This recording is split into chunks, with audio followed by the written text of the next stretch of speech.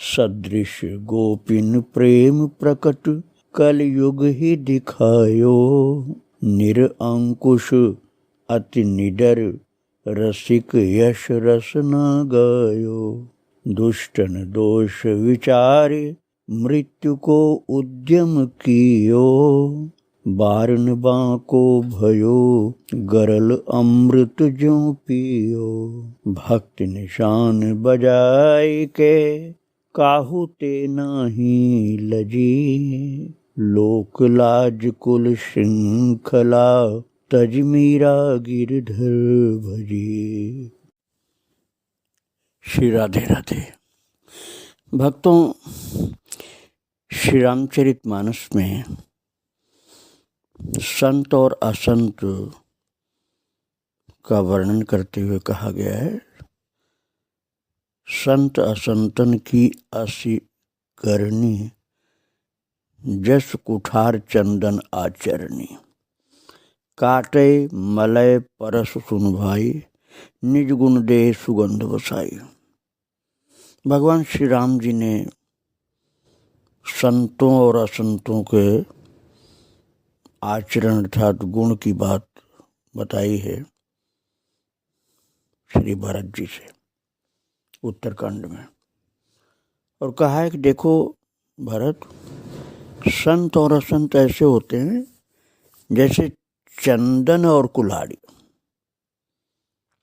चंदन का स्वभाव बन जाता है सुगंध देना, यहाँ तक कि कुल्हाड़ी जो चंदन को काट देती है, उस कुल्हाड़ी को भी चंदन सुगंध प्रदान कर देता है, काटने वाले को भी सुगंध देता है। ऐसे ही वास्तव में जो महान संत होते हैं, उस सताने वालों के लिए भी दया मन में रखते हैं, सताने वालों के लिए मन में क्रोध नहीं करते। वो मानते ही नहीं कि उन्होंने मुझे सताया है। सामान्य व्यक्ति ऐसा नहीं कर सकता है, सताने वालों को दंड देना चाहता है, और थोड़ा सा भी स्वभाव गड़बड़ होगा तो सताने वाले को तो नष्ट नाबूद करेगा, पूरा जड़ से खत्म करेगा। स्वभाव गड़बड़ होगा तो, और नहीं गड़बड़ होगा तब भी दंड देना चाहेगा। लेकिन संत तो सताने वाले को भी हृदय से क्षमा करते हैं, और यहाँ तक कि उसका भी कल्याण चाहते हैं। और माता मीरा जी का चरित्र आप श्रवण कर रहे हैं। महान संत मीरा जी, मीराबाई महान संत, उनका जीवन इसी अद्भुत स्वभाव का जीवन था। सताने वालों के लिए भी मन में महान कृपा भरी हुई थी, और उसका भी कल्याण चाहती थी। कल आप श्रवण कर रहे थे भक्तों, ये चंपक लता जो राधा रानी की अष्ट सखियों में से एक सखी है, जिन्होंने कृपा परवश चंपा बन करके बचपन से ही मीरा जी की सेवा की थी, संभाल की थी, और थी वो चंपक लता सखी। अब श्री वृंदावन धाम में आकर के अपने परिकर में अर्थात राधा रानी की सखियों में वो सम्मिलित हो गई थी, जो बहुत दिन से मीरा जी के साथ रह रही थी। उन्होंने फिर से प्रकट होकर के मीरा जी के पास आकर के दर्शन दिया और बताया कि युगल श्री अर्थात श्री राधा कृष्ण दोनों तुम्हारे ऊपर बहुत प्रसन्न है मीरा। और मीरा, वे माधवी नाम तो बोलते हैं, लेकिन मीरा बोलते हैं तो गदगद हो जाते हैं, और प्रभु कहते हैं कि मीरा मुझे ज़्यादा पसंद है नाम, मुझे माधवी नाम से भी ज़्यादा मीरा नाम पसंद है, क्योंकि मीरा ने जितना तप किया है, मुझे अपने प्रेम में बांध लिया है, उसका यही नाम मुझे ज़्यादा प्रिय है। क्योंकि राधा रानी स्वयं पूछा था कि आप मेरा नाम बोलते हैं तो बड़े प्रेम विभोर हो जाते हैं।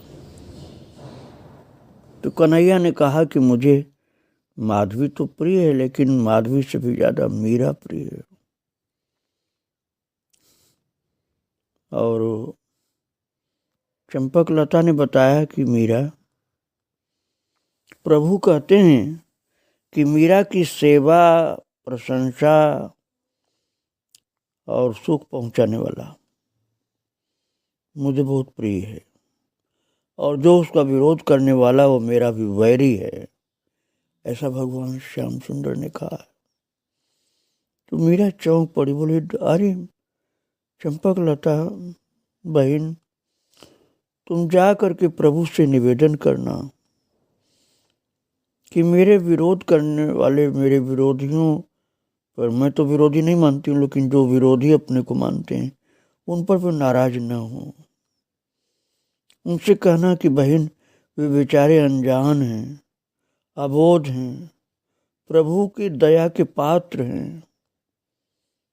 मीरा जी ने कहा था, मेरी प्रार्थना है कि उन पर भी कृपा करें वो जिन्होंने मुझे सताया है। वे मेरे अनुयायियों के ऊपर तो कृपा करेंगे और मेरे विरोधियों के ऊपर क्रोध करेंगे, ये मुझे नहीं प्रिय लग रहा है। चंपा हंसने लगी, बोले उनका स्वभाव ही यही है कि भक्तों की सेवा करने वाले के ऊपर खुश होते हैं और भक्तों को सताने वाले के ऊपर नाराज होते हैं। यहाँ तक कि प्रभु समदर्शी हैं, ये बात भी भूल जाते हैं।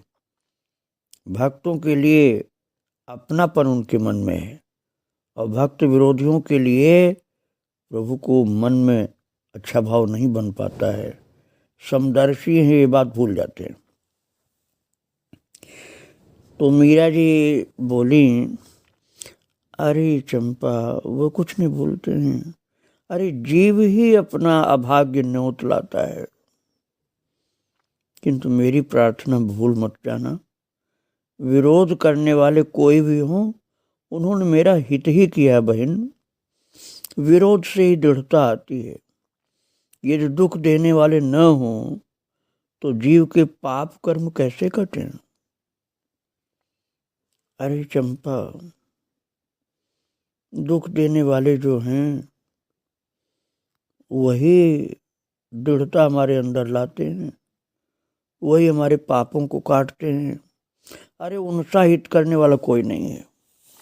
इसलिए प्रभु के भक्त को चाहिए कि वो हिम्मत न छोड़े, दुख देने वालों के ऊपर क्रोध न करे, उनको श्राप न दे, उनका बुरा न चाहे।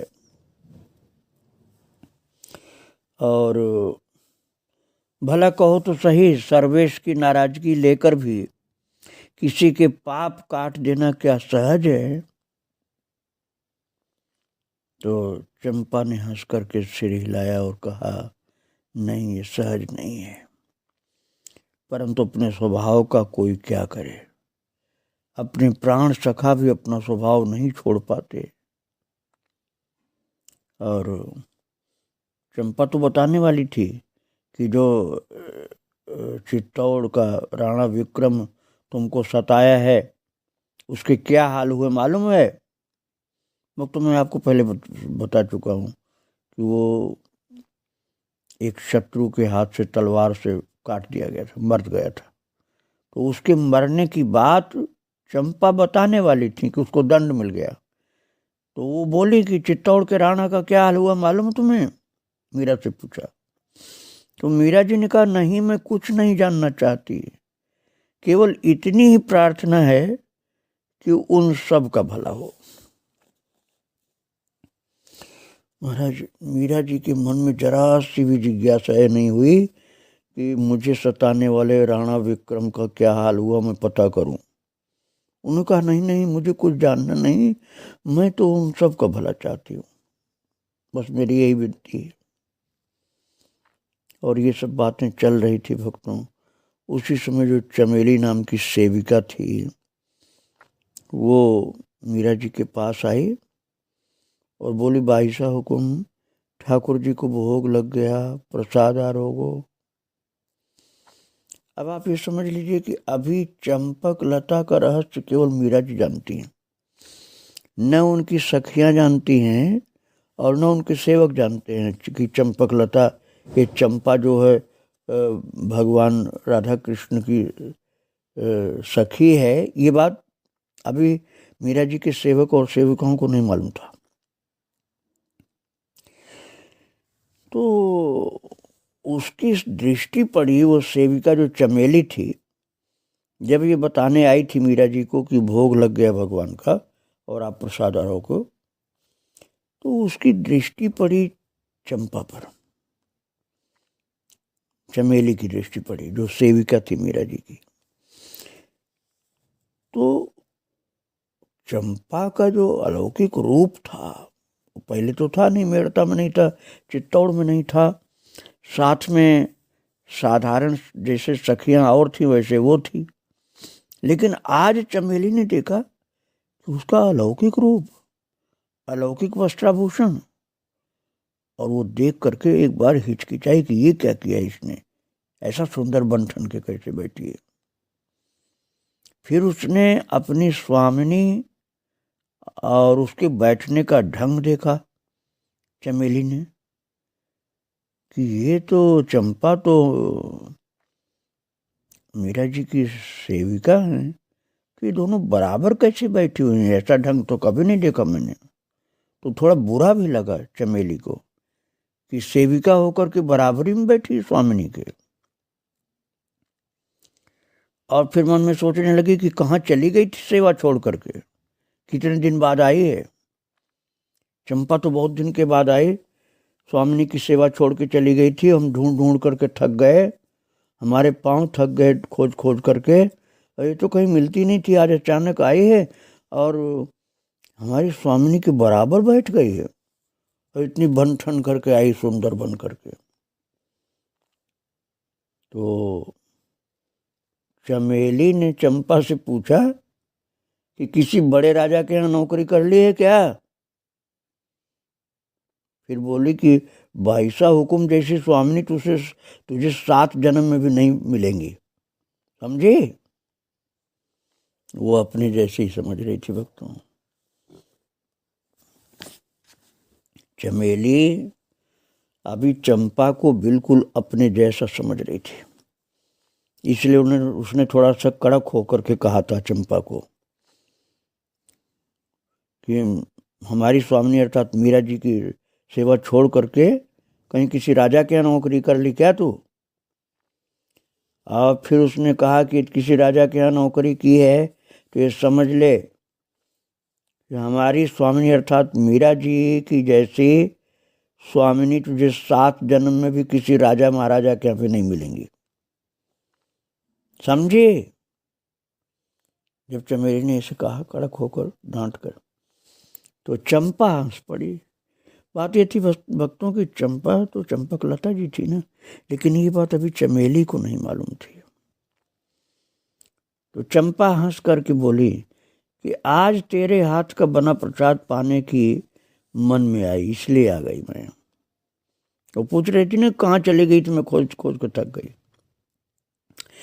और महाराज चंपक लता को तो मालूम था कि चमेली बेचारी मुझे नहीं जान पाई अभी तक, इसलिए चंपा चमेली की बातें सुनकर नाराज नहीं हुई और बोली कि तुम्हारा प्रसाद, तुम्हारे हाथ का प्रसाद खाने के लिए आई हूँ, तो तुम्हारे हाथ का प्रसाद पाने का मन में आ गया, इसलिए आ गई। तो ये कहते हुए उठ करके चमेली को चंपा ने हृदय से लगा लिया। अब आप समझिए कि अब चंपा तो दिव्य थी, वो कोई स्त्री नहीं थी, वो सखी थी दिव्य। तो जब उसने उठकर चमेली को हृदय से लगा लिया तो स्पर्श प्राप्त करते ही चंपा के अलौकिक स्वरूप का ज्ञान हुआ। चमेली को चौंक पड़ी कि अरे ये क्या है, ये तो कोई साधारण स्त्री नहीं है, इसके तो स्पर्श करते ही अद्भुत ज्ञान प्रेम मेरे अंदर प्रकट हो गया। तो हक्के बक्के से उसकी ओर देखती रह गई। फिर एकाएक समझ में जब आ गया ये कोई अलौकिक दिव्य है, ये लगता है कि राधा रानी की सखी है। फिर एकाएक चंपा के चरणों में गिर पड़ी चमेली और आंसू बहाने लगी, रोने लगी। और इसी तरह से जब चंपा मिली केसर सखी से, तो केसर की भी यही हाल हुई और दोनों लोग रोने लगी चरणों में गिर के। तब चंपा बोली, अरे उठ, मुझे भूख लगी है, ऐसे बोल के हंस के उठाया। और महाराज उन दोनों की देखा देखी किशन और शंकर भी चरणों में मस्तक रखा, जो दो सेवक थे। पहले 3 सखियां थी। भक्तों, आपको स्मरण होगा कि मैंने आपको बताया था कि 3 सखियां और 2 सेवक थे मीरा जी के साथ शिव वृंदावन धाम में। तो 3 सखियों में से एक थी चमेली, एक केसर और एक चंपा थी। तो अब चंपा चली गई हैं राधा रानी के पास, अपने वास्तविक जगह पर। और 2 सेवक जो हैं वो किशन और शंकर, वो अभी वहीं हैं। 2 सखियां भी वहीं हैं मीरा जी के पास। तो जब ये 2 सखियां चमेली और केसर दोनों ही चरणों में पड़ी हैं चंपा के, क्योंकि समझ गए कि ये तो चंपक लता सखी हैं, तो उनको देख करके जो 2 सेवक थे किशन और शंकर, वो भी चरणों में पड़े। तो चंपक लता जी बोली, उठो भाई, और हाथ से उनके मस्तक को स्पर्श किया, सिर पर हाथ रखा उनके। तो भक्तों, जब तक ऐसी दिव्यात्मा अपना परिचय न दे तब तक पता नहीं चलता है। इतने समय तक साथ रह करके भी नहीं पहचान पाए लोग। अरे यहाँ तक कि मीरा जी भी जब तक समझ नहीं पाई थी, वो साधारण ही समझती थी उनको, तो सखियां कहाँ से जान जाती। यहाँ तक उनको अपनी जैसी मानती थी कि कभी कभी ये सखियां चंपा अर्थात चंपक लता जी को भी खरी खोटी बोल पड़ती थी।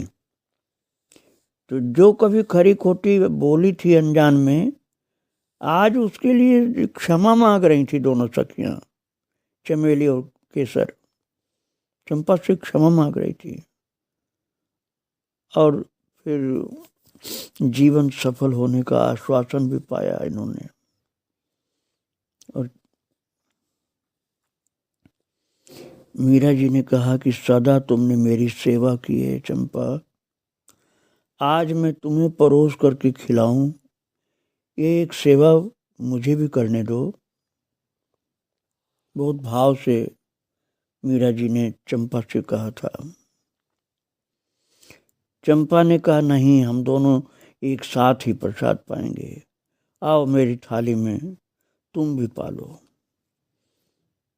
तो चंपा मीरा जी को इतना उच्च कोटि की मानती थी कि चंपा ने अपनी थाली में ही मीरा जी को साथ में खिलाया। और भक्तों, अब ये चमेली और केसर तो समझ गए कि ये चंपा हम लोगों जैसे नहीं है, ये तो महान सखी है राधा रानी की। तब भोजन के बीच केसर ने सावधानी से देखा, अब बड़ी निगाह गड़ा रखी थी कि ये कोई हम जैसे नहीं है। इसलिए उन्होंने देख लिया केसर ने कि सबकी नज़र बचा करके उनकी स्वामिनी अर्थात मीरा जी ने चंपा के हाथ से चंपा का जूठा ग्रास छीन करके अपने मुख में रख लिया था। मीरा जी ने चंपा के हाथ से चंपा की प्रसादी छीन करके अपने मुंह में डाल लिया था।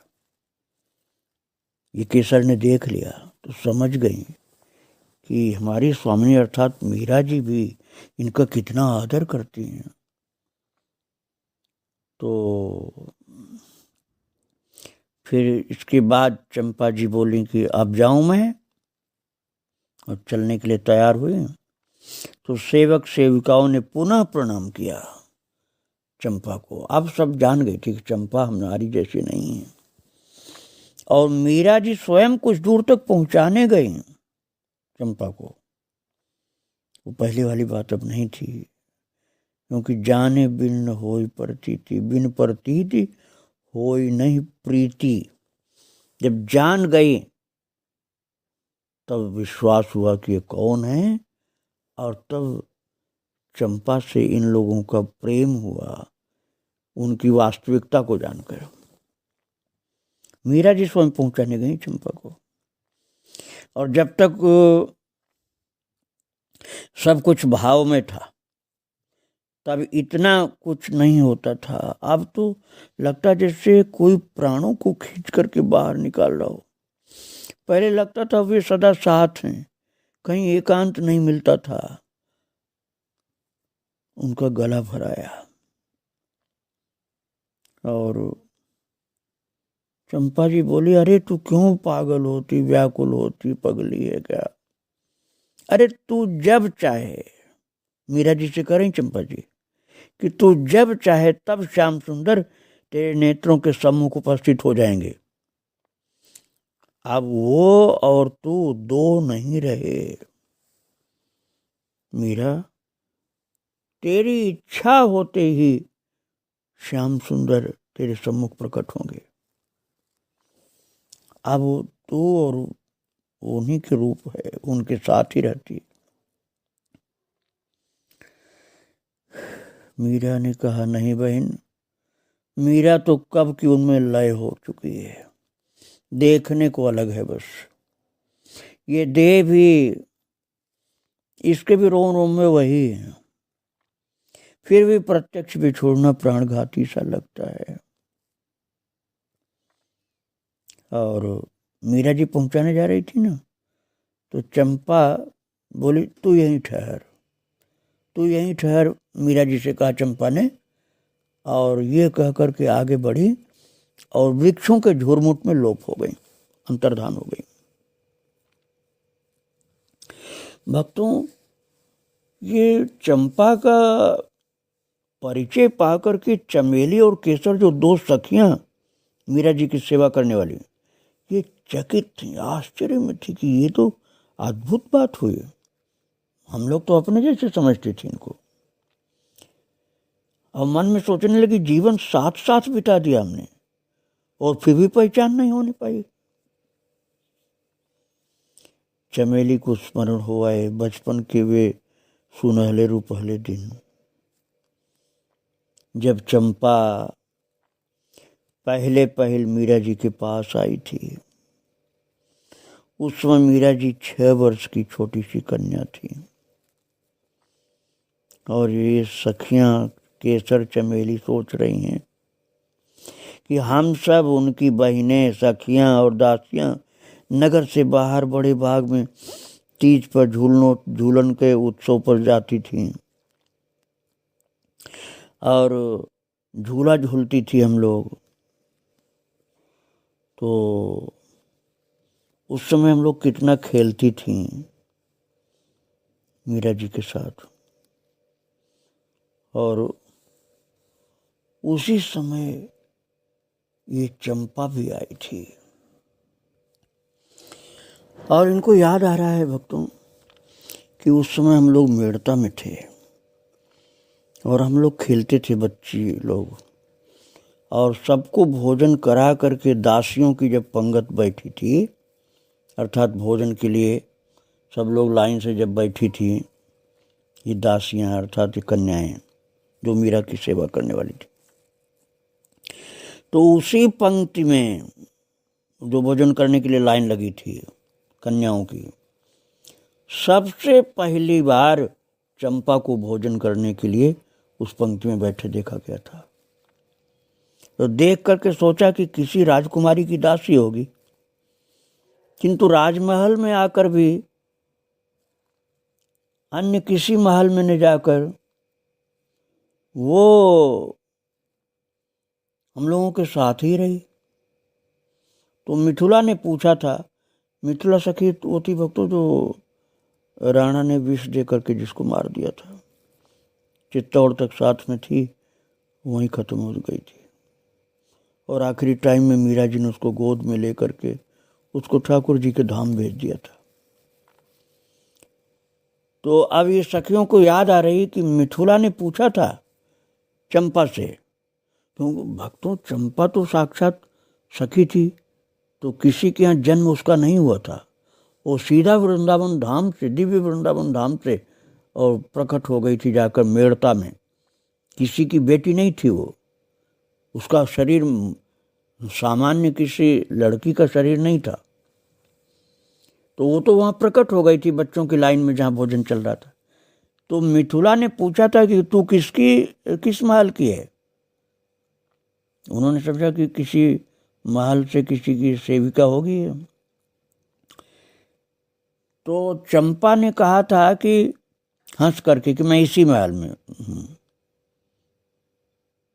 तो जब पूछा सखियों ने कि किसकी सेवा में है, तो चंपा ने मीरा जी की ओर उंगली उठाकर दिखाया कि मैं इनकी सेवा में हूँ। तो सखियाँ पूछी थी उस समय जब 6 वर्ष की मीरा जी थी तब, कि हमने तो तुझे कभी देखा नहीं आज तक। बहुत सारे प्रश्न पूछने लगी उनकी जांच करने के लिए। किसकी बेटी है तू, क्या नाम है, कहाँ से आई है, किस जात की है, तेरे माँ बाप कौन है, कहाँ है, उनका क्या नाम है, तुझको कौन लाया यहाँ, कौन से गांव की है। तो इतने सारे प्रश्न पूछा था कन्याओं ने। तो चंपा घबरा गई कि अरे तो बहुत जांच कर रही मेरी। तो उनकी आंखों में आंसू आ गए। तो उनके नेत्रों में, चंपा के नेत्रों में आंसू जो भरी हुई देखा है। तो गंगा नाम की एक सखी थी, उसने डांट कर कहा, ए छोरियों, इसको तंग मत करो, मैं बादशाह हुकुम के पास ले जाती हूँ। ऐसे कह करके गंगा सखी जो थी चंपा को, जब 6 वर्ष की मीरा जी थी उस समय उनके पास लेकर के आ गई और फिर मीरा जी की सेवा में उसी समय वो लग गई थी। ये चंपा की बात मैं आपको सुना रहा था, लेकिन अभी चंपा की बातें मैं आपको और सुनाऊंगा, क्योंकि मीरा जी की दिव्य सखी थी। वास्तव में सखी राधा रानी की थी, लेकिन राधा कृष्ण की इच्छा से मीरा जी की सेवा में थी। तो इस रहस्य की बात को आप आगे और सुनेंगे। आज इनको प्रणाम करके यहीं विराम दे रहा हूँ भक्तों। श्री राधे राधे, जय श्री राधे।